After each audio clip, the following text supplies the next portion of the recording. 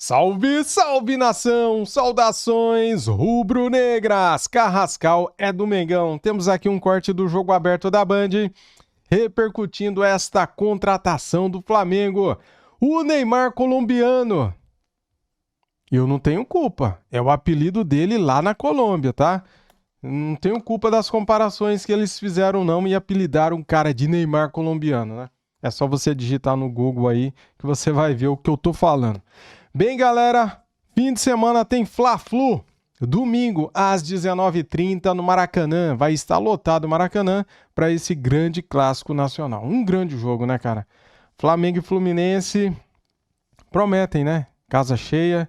Os dois perderam agora nessa rodada passada. Flamengo perdeu para o Santos.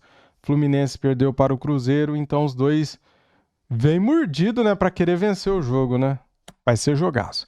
Bem, dito isso, comente aqui, deixe aqui o seu palpite para o jogo, comente também o que você achou da contratação do Carrascal, jogador colombiano de 27 anos, tá bom, galera? Tamo juntos, deixa o like para ajudar, se inscreva no canal e ative o sininho. Quero dar os créditos para a Band, canal Jogo Aberto, link na descrição como créditos. Fala aí, Renata Fã! E agora eu quero falar do Flamengo, que foi derrotado. Só tinha perdido para o Cruzeiro na competição. Agora, com o gol do Neymar, perdeu na Vila Belmiro e precisa rapidamente se reajustar. Malas prontas e, enfim, negócio fechado. Carrascal desembarca no Rio de Janeiro neste final de semana para ser o primeiro reforço do Flamengo na janela de transferências. Depois de algumas semanas em negociação, o acordo foi fechado na noite de ontem. O meia colombiano de 27 anos vai custar 77 milhões e meio de reais aos cofres rubro-negros. O Flamengo tentava a contratação desde antes da Copa do Mundo de Clubes, mas o alto valor pedido pelo Dínamo de Moscou, 90 milhões de reais, atrasou o acerto. Cria do Milionários, Carrascal se destacou na passagem pelo River Plate, conquistando o Campeonato Argentino e a Recopa Sul-Americana. Em 2022, foi atuar no futebol russo, primeiro com passagem pelo CSKA, antes de se transferir para o Dínamo de Moscou. Desde 2015, o meia é constantemente convocado para a seleção colombiana. Com o meio de campo renovado, a diretoria agora busca um reforço para o ataque. O interesse em Tati Castellanos... Data FIFA esquece, viu, galera? Mais um convocado aí, o Carrascal. ...criou, depois que a Lazio disse que o jogador argentino, que é um dos destaques do time, não está à venda. Pensando no clássico do próximo domingo, Felipe Luiz tem um problema no ataque. Bruno Henrique levou o terceiro cartão amarelo e está suspenso. A solução pode ser caseira. Pedro segue os treinamentos desde que ficou fora das duas últimas listas de relacionados por opção do treinador. A novela começou no último sábado com o corte do atacante para a partida contra o São Paulo. Pedro vem apresentando baixo desempenho nos treinamentos e alega estar sendo desvalorizado no clube. Um membro da diretoria teria dito que gostaria de vender o atacante por 15 milhões de euros. Esse foi o principal assunto no noticiário rubro-negro essa semana. Mas após a derrota para o Santos por 1-0, Felipe Luiz disse ser caso superado. Resta saber se o camisa 9 enfrenta o Fluminense. Bom, o assunto do Pedro é um assunto já encerrado, um assunto que eu já falei tudo que tinha que falar na coletiva, ele também já se posicionou, é um assunto encerrado, agora só a única coisa que nos resta é trabalhar os dois e poder ajudar o Flamengo. Tá, mas e aí? Pedro vai ou não vai pro Clássico? Quem se manifesta? Ninguém falou nada do treino. Eu levaria. Como foi o treinamento dele, ninguém falou nada, né? E nem o GPS. O GPS, tem que ver o GPS. Lá. Tem uns aí que levam você lá, não sei pra onde. Você quer ir pra casa, ele te leva pra outros lugares, né? Exatamente. É difícil, viu? Não, eu acho que ainda ele não vai levar. Não? Uma opinião. Até mesmo Nem pra, no banco? Até Aí mesmo para não. ter uma sequência, como ele fala, de treinamentos bons. Eu acho que ele vai levar. Eu acho. É achômetro.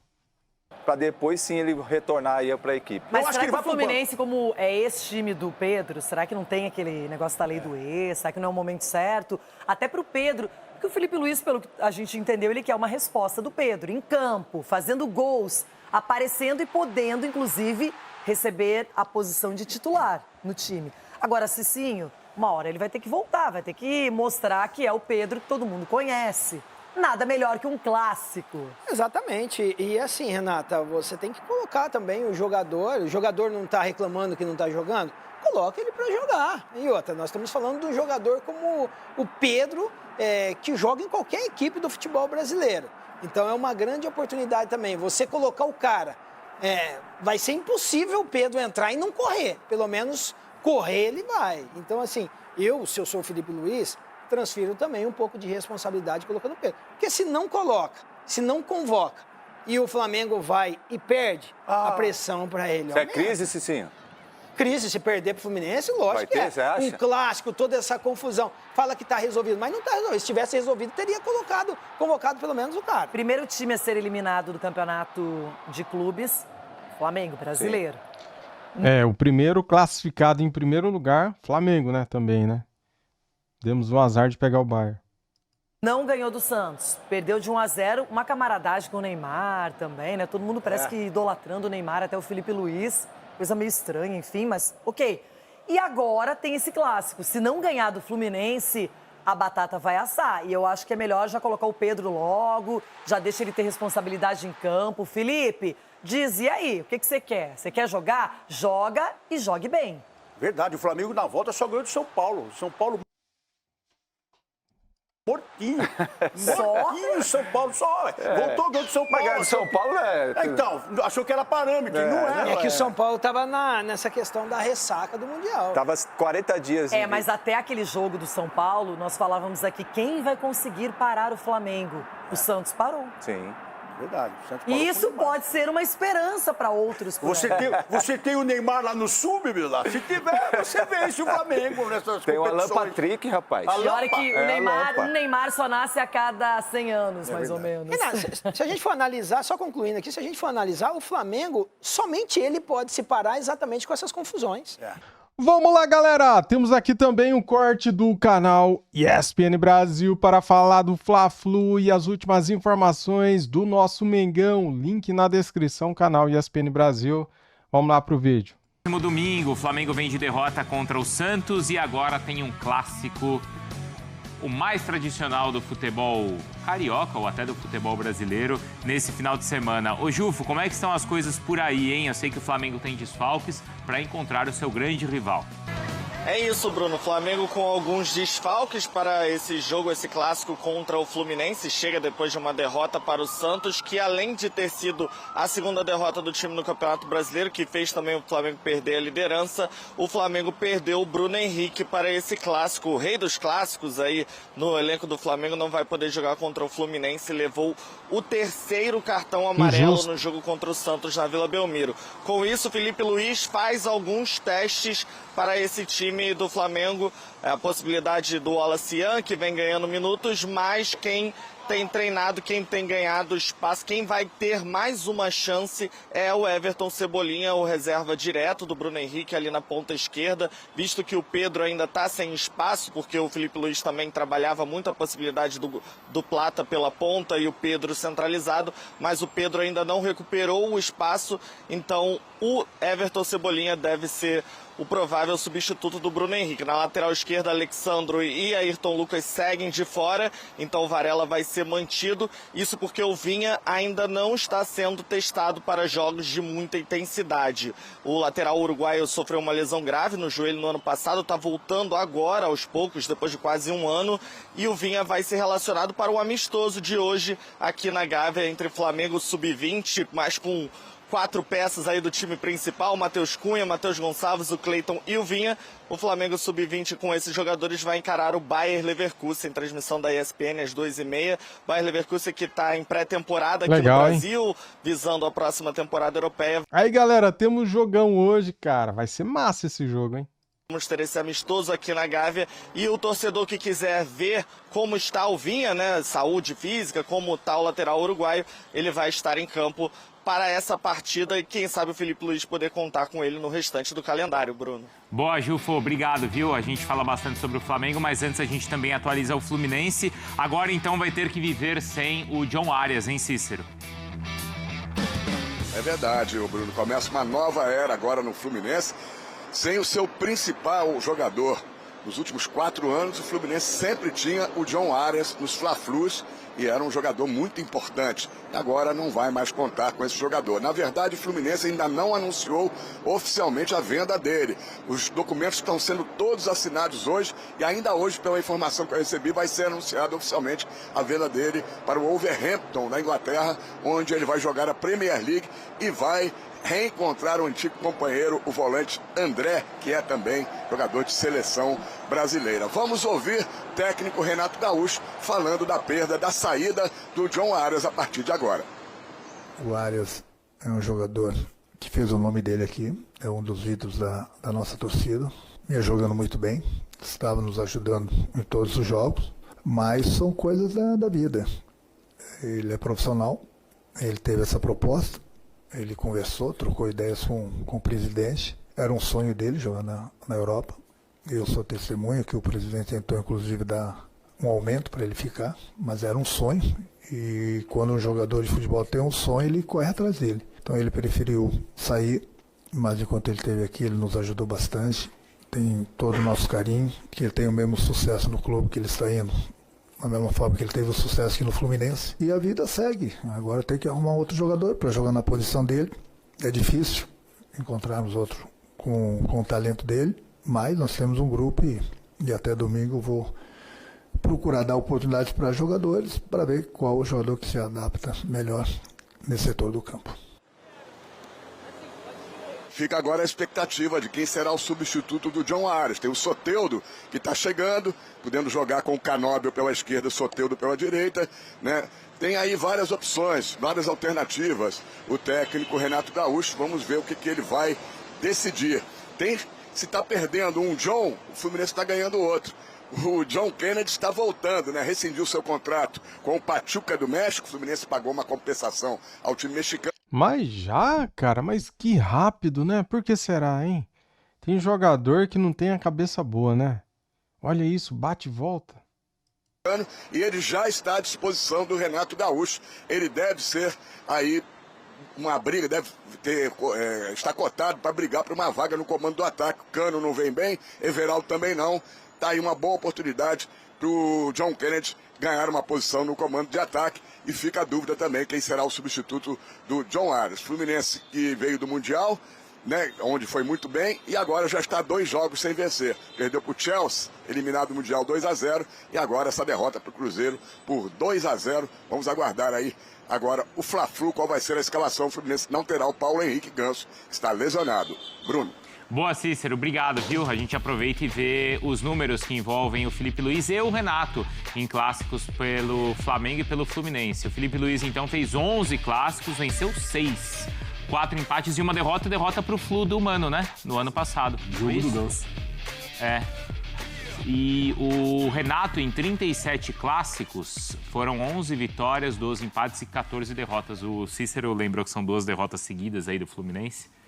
E a gente falou tanto de pressão no programa de hoje. O futebol brasileiro é tão esquizofrênico que nenhum time pode perder 2 jogos seguidos. Não pode. Não é?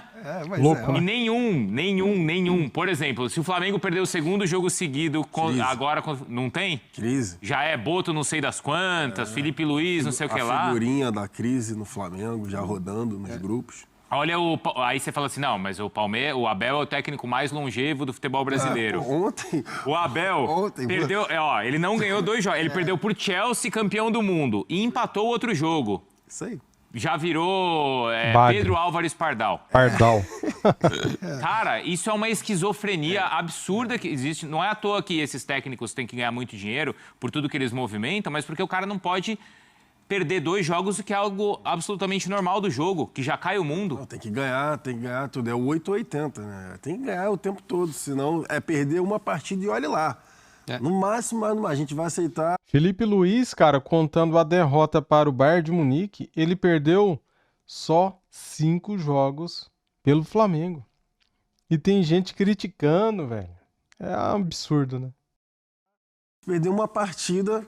mas jogou bem. Assim, jogou bem e aconteceu de perder. Perdeu uma, aconteceu, beleza. Mas, ó, você jogou bem e perdeu a partida, se você perder a próxima, já esqueceram que tu jogou bem. Não vem passar pano falando que jogou bem. Não interessa que jogou bem. Perdeu do mesmo jeito, então pois é. não vem... Esse é o futebol brasileiro. Mas o Fluminense, o Fluminense que até semana passada é o melhor brasileiro na Copa do Mundo. É o melhor. Isso aí vira a página rapidinho. Terceiro, quarto lugar, né? Porque ficou aquela situação de não ter quarto lugar no Mundial. Um confronto com o Real Madrid, mas 4 melhores do mundo, blá, blá, aquele papo todo. Agora já perdeu 2 seguidas. Saiu vaiado ontem. Tal. Mas qual que é essa pressão ou dúvida no Flamengo? Porque não vai comprometer o trabalho do Felipe. O alvo é no Boto? O alvo Pela questão de administrar ali a crise toda? Ou talvez ter exposto a crise, foi isso? Então, mas depois, agora contra o Santos, também tem uma conversa em cima do Felipe Luiz, porque, pelo menos que eu vi, assim, né, de alguns torcedores também, por exemplo, do Everton Cebolinha. Ter entrado, não vive um bom momento, Everton Cebolinha, Michael, esses jogadores que não vivem um bom momento, seguem tendo oportunidade, por exemplo, à frente de outros jogadores. O Matheus Gonçalves estava certo com o Cruzeiro. E aí, em cima da hora, né, a negociação voltou, né, não foi sacramentada. E o Matheus Gonçalves, por exemplo, estava no banco e ele tira o Arrascaeta. O Matheus Gonçalves joga justamente na mesma função do Arrascaeta e o Felipe Luiz não escolheu pelo Matheus Gonçalves, sabe? Então, assim, já começam algumas questões também. O Alacian, principalmente o Alacian. O Alacian fez um baita do Mundial, é o garoto que está conseguindo protagonismo, está conseguindo entrar muito bem nas partidas. Mas ele também só foi entrar depois, se eu não estou enganado, foram 17 minutos só do Alacian em campo. Ele só entra no finalzinho da partida, quando o Santos já tinha descido todo o bloco ali. O Alacian ainda tendo que se virar ali, né? Tendo que fazer a ala ali, no lugar do Bruno Henrique, se eu não estou enganado. E ali, não só a função de centroavante, enfim. Mas também a questão da reposição. A reposição dos jogadores, principalmente agora, né? Perde o Gerson, tem o Pulgar lesionado, entendeu? Agora não vai ter o Bruno Henrique para esse jogo, né? Naquele cartão ali que também, vamos combinar, né? Convenhamos que ali não tinha o menor sentido aquele cartão na Nem disputa com o falta Brasão. foi. Assim, quando fala do Flamengo, eu acho meio bizarro a gente começar a questionar o campo até, sinceramente. Eu concordo que não foi um bom jogo. Acho que o Felipe Luiz não foi bem contra o Santos. Tanto na questão... O Jailson falou muito do jogo. O jogo. Na questão do arame liso, que a Jailson até falou ontem. As mexidas não melhoraram o time, poderia ter sido diferente. Ok, acho que é uma questão pontual. Não, e vai acontecer do técnico pensar uma coisa pro jogo, só que aí tem um outro time do outro lado que... Exato, e teve muito mérito do trabalho do Kleber Xavier. A gente fala da melhor atuação do Neymar. Então, e o Flamengo perdeu a liderança ontem, sabe? E ainda vai jogar e ter o jogo a menos e tudo mais. Então, assim, questionar o campo do Flamengo por causa de um jogo, sinceramente, eu não consigo entender. Tem a questão envolvendo o Pedro e tudo mais, mas acho que isso não pode refletir no campo. Tanto que, olhando agora, para mim o Flamengo é consideravelmente favorito para o clássico contra o Fluminense. Pensando em como o time tem jogado, o Fluminense vende o grande mundial, é verdade. Só que agora volta à realidade, a ausência do Arias muda completamente. Acho que qualquer projeção que a gente fazia para o Fluminense no segundo semestre, ela era uma com Arias. Sem ele, é outra. Eu até falei que acho que o Fluminense poderia, em outro momento, que o Fluminense demonstrou no Mundial que ele poderia ser mais forte do que era antes em competições de mata-mata, pela forma estratégica como o Renato abordou. Mas a partir do momento que você tira o Arias, eu acho que se perde demais e afeta qualquer projeção. Então, ainda que tenha feito um segundo tempo interessante, produziu bastante com o Cruzeiro, eu acho que esse clássico, ele tende, lógico, não sei o que vai acontecer, mas ele tende a ser meio que o choque de realidade, a volta à normalidade, porque também dentro do Mundial é importante apontar, é versão de time que a gente não vai ver aqui por causa do calendário. Porque lá você conseguia planejar o jogo, fazer treinamentos. Assim, era um cenário ideal que você definitivamente não tem no Campeonato Brasileiro. Competição, mais de uma semana ali de preparação, né? Exato. E você não vai ter isso. Não vai ter. E não vai ter nesse momento em que ele precisa encontrar um substituto para o Arias, o Renato. O que ele pode fazer com a equipe? Porque o Arias já chegou a substituir até o Ganso, né? O Arias, cara... Já jogou pela direita, já jogou pela esquerda. Ontem ele vai pro meio, pro segundo tempo e faz um grande jogo. No segundo. Ele criou 5 chances, 3 depois de ser centralizado, flutuando bastante. O Renato tá ferrado. O Arias, esse time do Fluminense, era muito dependente do Arias, mas muito. O Arias fazia de tudo. Era o jogador lá pela ponta direita, era o jogador pela ponta esquerda, era o desafogo completo, era o segundo atacante, era o meia, como você falou, centralizado, no momento que o Ganso não estava podendo atuar. A questão dos 3 zagueiros, 3 volantes, só deu certo por causa do Arias.